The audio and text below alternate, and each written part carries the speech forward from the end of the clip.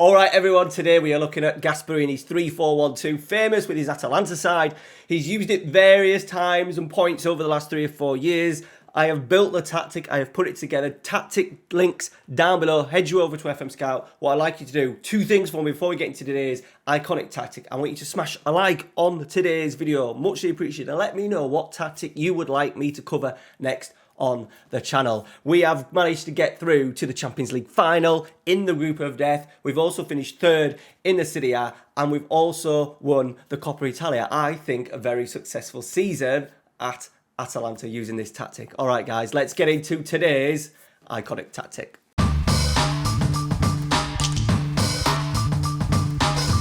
Alright guys, here we are. Welcome back to the channel. Welcome to Iconic Tactics. As I said, today we're looking at Gasperini'S 3-4-1-2. Now, I've not done much 3-4-1-2 or many 3 at the backs, but it intrigued me with the use of wide centre-backs this year.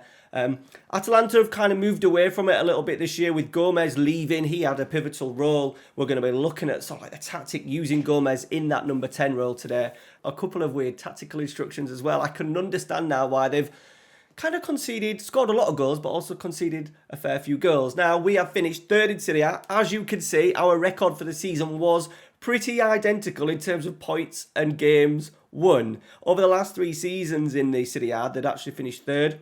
78 points, and we've just done a season with 79. The only thing is we're lacking in the goals. I think in terms of the match engine, the strength and depth with losing Gomez is obviously key. And obviously losing Robin Gosens on the left-hand side. I think if I was playing this game properly, I would try and get a really good number 10. And we've kind of moved players around. We've moved Illich into that role and getting him out of the striker role that he's been so good at. So we would have probably looked at re-strengthening if this was a proper save. But I've just used the current squad. So there you go. That is the league. As you can see, Champions League, we were the runners-up. We got beat to Inter Milan in the final 1-0. Into a very strong Inter Milan, as you can see by the league table, and we won the Coppa Italia, beating Napoli. I would class that a very successful season. No transfers, getting through to the end of the season, just using my tactic on attacking. There's a little few tweaks that we're going to talk about. The group of death as well in the Champions League, we got Bayern Munich, Real Madrid and Monaco. Those were the 3 teams, and we managed to knock Real Madrid out of the Champions League group stage. Okay. Right, let's dive in to the tactic, go through a couple of the principles of play and how it fits into FM. Okay, so here it is, a 3-4-1-2, I suppose, as we call it. Now, as you can see, the first thing we'll take a look at is the mentality. I've got it on attacking. This needs to change, I feel, depending on who you play. I found it works very, very well against sort of like teams you're expecting to beat at home or maybe away from home, them teams sort of like the bottom end of Serie A. Especially, and then when you want just a little bit more control, I've found striking the balance between keeping hold of the ball in terms of possession numbers and having this tactic express themselves and be as forward thinking as what Atalanta are has been a difficult balance. So that's the best way. I've kind of been a little bit more pragmatic in terms of some of the games we've moved it on possession so we could dominate the game still, but by just keeping the ball. Attacking, by the way, when you're playing attacking and you're at home, I'm going to show you clips from an Empoli game that we actually got beat at home 3-1, but we were absolutely brilliant. The patterns of play, chances created, and then we got stung by sort of like typical FM. I will show you that in a minute, but we're just going to go through the tactic now, break it down and go through the individual roles. A few really weird player role changes. Okay, so goalkeeper, sweeper keeper on support. It can be attack, can be defend. I tend to just stay off attack because they tend to just punt the ball forward a little bit too much. So I've just put it on support. And then a back 3. Now, luckily for FM and lucky for us, we've been able to use the wide centre-backs. I've not actually used them much. I think I've used them once, I think, in one of the other tactical games, but having to use 2 has found interesting, and I've just tweaked a role slightly just to make sure we're a little bit more solid at the back. So wide centre-back on the right is often sort of like Toloi. They've got fantastic centre-halves. Demirel, Jim City. There's also a guy called Palimo as well, so they've got good strength and depth in there. I think even maybe Coop Miners could probably do a job in there as well. So wide centre-back on support, central defender on cover, and then wide centre-back on defend. There's an argument that you could probably say they could dribble more, but to be honest, especially the guy on the wide centre-back spot, he gets forward anyway, and I didn't want to overkill it by putting dribble more on. Depending on your player roles and which players you've got in those positions, you might need to tweak that and add dribble more on. Off the left-hand side, we've got Milo. Now, obviously, during sort of like their pomp, it was Robin Gosens, so I've got him on attack on the left-hand side. And then support, we're looking at obviously Zappacosta now.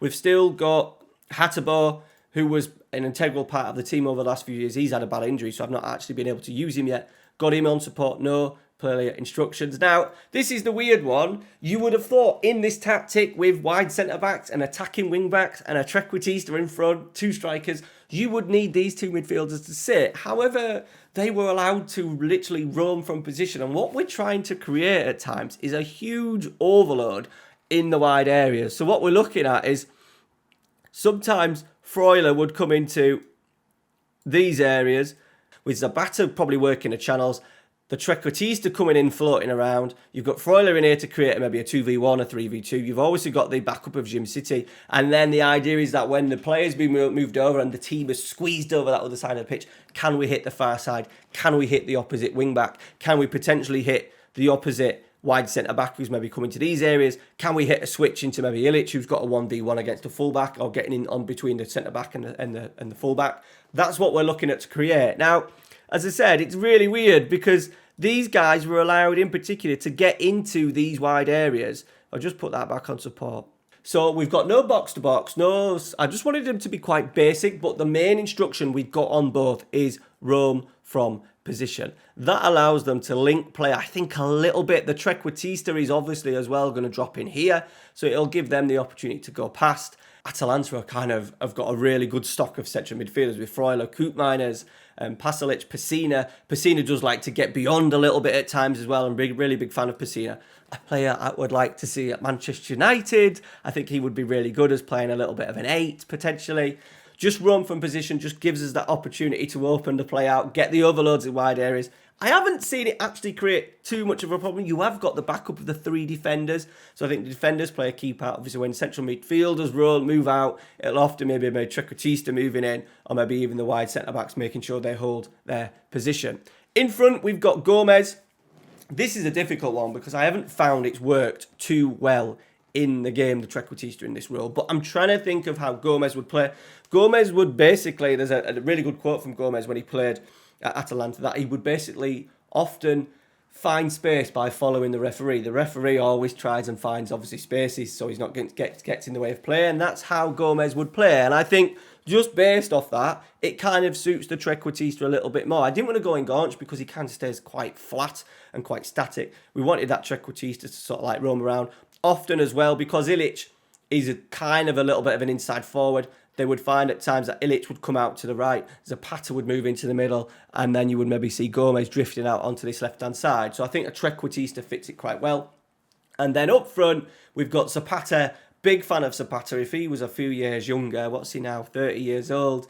He has been a tremendous outlet for him. And then Ilic, who kind of a wide forward, number 10, but during their pomp did play an advanced forward when they were playing in a 3-4-1-2. They are the player instructions. We've got no other playing instructions apart from those 2 in the central midfield. And obviously, depending on what you want to do with defenders, getting them potentially to dribble more. Right, moving over to the tactical styles and in possession. Obviously, I've talked about the attacking mentality. It's up to you, get that right.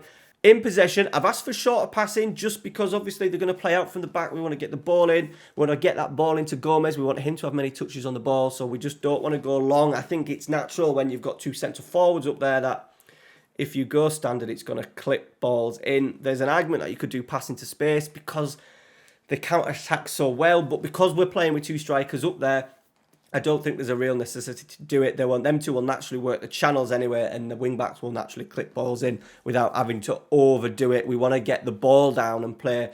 Atalanta's possession stats were very, very high. I think up towards like 60% in across Serie A averages over the last few years. So it's important that we get our foot on the ball a little bit. Play out of defence, as I said, higher tempo. You could probably whack that straight up. They have regressed a little bit in terms of pressing, I think. Sort of like a couple of seasons ago when they were absolutely on it, their press was very aggressive, very much like a Gegen press. Very much Gasperini'S side was a bit of a German kind of side compared to a very more structured, solid Italian classic style. However, there is aspects of man-to-man marking with sort of like Bielsa in there, very aggressive. So opposition instructions, we've got everyone. If I'll just show you that very quickly.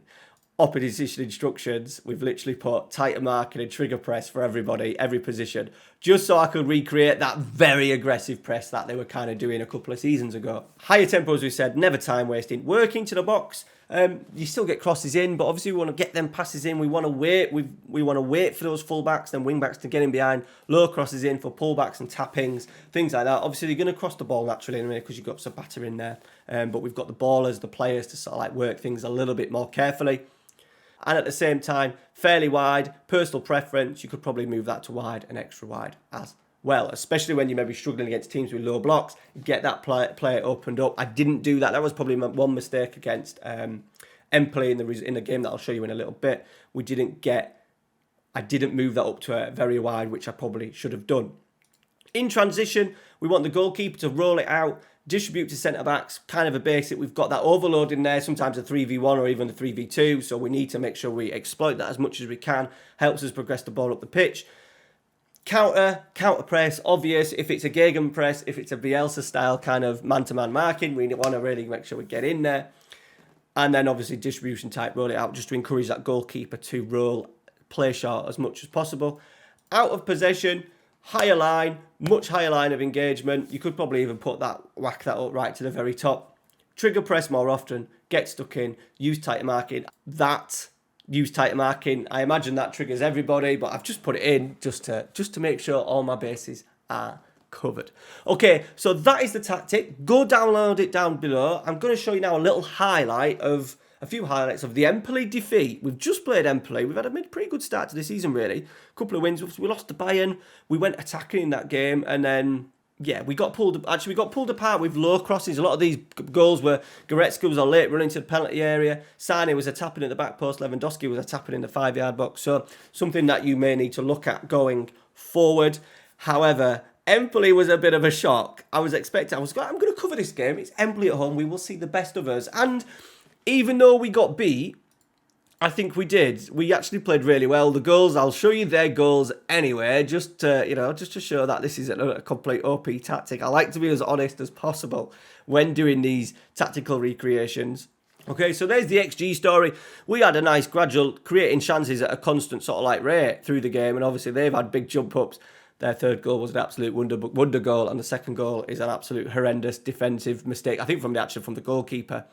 Overall match momentum, as you can see, us dominated in particular second half when I put it back onto attacking. And as you can see, what we wanted to see, here it is the diamond. So the diamond that we were looking at creating with Zapata, wide midfielder, central midfielder going into probably a wider area, and then your centre half, and then obviously you've got Malinowski as well. And then the outlet. Look at the space between Zapata and Ilic. Obviously, you would imagine a centre half, he's going to shuffle across there to Zapata, and that's leaving potentially Ilic as a 1v1 because you would imagine the fullback is having to keep his eye on Zappacosta. All right, there it is in terms of the pass map. Let's go and look at some highlights. Okay, right, I'm going to show you the goals first. As you can see, there's a little diamond in there now. Empoli have shuffled across because we had a short free kick, and then the idea is now that we switch play and get the ball out. Look, we've switched the play, so we've isolated. We've got a 1v1 in here, and then once again, we get the overload in. We've got, a 4v2 in here because Zapata is coming involved. Freuler and Milo, the left-back, Jim City, we've got a 4v2. And then obviously, once player shuffles across, Empoli are trying to get nice and narrow. It's opening it out on this left-hand side. It's a brilliant pass, and there's Ilic, 1v1 against the fullback. Goal does stand. We get a goal. And then we had this. That. Bit of a disaster. And then this. Of 2 of the 3 goals. So yeah, it was a little bit of a killer. We dominated the game. We've been FM'd a little bit, but the movement, as you can see, creating those overloads was good. And then we're just going to show you a couple of little patterns of play as well, just to see how the tactic kind of fits into the match engine. So what we are, as I said, what we are trying to do is we're trying to create, there is our trequartista getting involved, creating that little bit of an overload. He's had a play type marking, but here we are. Diamond, again, with the centre half. the wide player, a midfielder, sorry, the trequartista and the striker. Zapata is always a little bit of an out ball. Ball comes in, we're playing. We've still got the overloads. Freuler's now got involved to make the diamond. Malinowski, who's the trequartista, has kind of come out of it. So you've got that rotation of positions as well, which is really good. And we've actually worked it really well. We didn't get the switch in, but we've managed to create and get the overloads in down that left-hand side. Really good opportunity for us to score. But there is, as I said, massive part of Atalanta's game is getting those overloads, those diamonds, those 4v2s, 4v3s in those wide areas. And either then getting a switch or an overlap and a cross into the box. All right, the next one is just a little bit of movement from the wide centre-half. Just so you can understand the role a little bit better. So obviously he's played it in, he's on support, he's on his way. And I think the interesting about this is that now this striker has got Patrick Cutrone, has got a decision to make in terms of what he's going to do. Is he going to track him or is he not? He kind of does track him, then completely stops. Now, what that does is, if he did track him, it would open the play out for us maybe to come all the way back. Maybe one of these centre-halves will drop in or a midfield will drop out so you could switch the play a little bit better, recycle possession a little bit. But what it does do, I think, has now given the central midfielder an option. We've got a central midfielder here marking a centre-half. He gets on the ball, he pulls out, and he opens up a little bit of space where that central midfielder is for people like Ilic, the trequartista in particular, to work in. So that's just a little snippet. He gets it, he keeps it simple, nothing fancy. Nothing fancy, but he's involved creating that overload once again in wide areas. And look, we've switched it. We should have actually scored. We don't. As I said, this game, we created so many chances and didn't score. But the little principles of play, the little patterns, the little pockets, obviously, if you're Atalanta, you'd maybe strengthen as well to maybe make sure that when you get these goals and opportunities, that you're actually putting them in the back of the net. Okay, and the last little one is just the switch that we're looking for. So obviously, we've got the ball now. We're playing Empoli. They're going to be obviously defending with a low middle block. They didn't do much pressure. They didn't do much pressurising in terms of anything high up the pitch. Everything was in and around, so like their half. But as you can see, we started, if we just bring it back, we started with one possession in this corner and we now switched it out to the left. If we just open it out a little bit, we've obviously sucking players across. Look how narrow they are. They've got everyone between sort of like the touchline and the far post, leaving that space. Now, I think it's interesting. If you really want to go for it, you could maybe even put that right-hand side as a wing-back on attack to really get him hitting that byline and maybe getting forward, maybe a couple, maybe 10, 15 yards. Overloading, 4v3, it's sucking players in. And then what we are going to do is very quickly just shift it. Nothing fancy, just a shift. And Demirel, because he's good on the ball as a centre-half, then because they're narrow, you've got this guy watching the centre-half. Ilic is occupying the fullback because they've gone quite narrow, and then it gives Zappacosta the chance to get down the right-hand side. Ilic picking up this lovely inside forward sort of slot.